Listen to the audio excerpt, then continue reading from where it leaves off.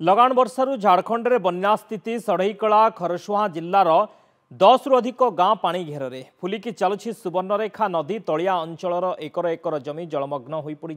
Chandil dam रे जलस्तर बढ़ुथिबारु कर्तृपक्ष 12 gate खोलिछंती। तलिया अंचल रे पानी पशि जाइथिबारु लोकंकु सुरक्षित स्थान को स्थानांतर करा जाइछि।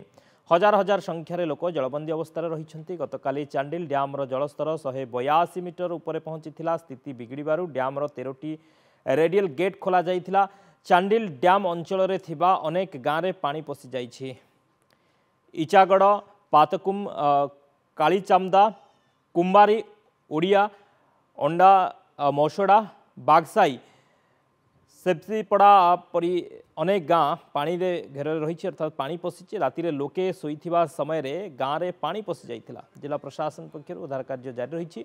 लोकों को उद्धार करने को टीम मुतयन होती। डंगा साहाय्य फसिथिबा लोकों को उद्धार करा जाउछि।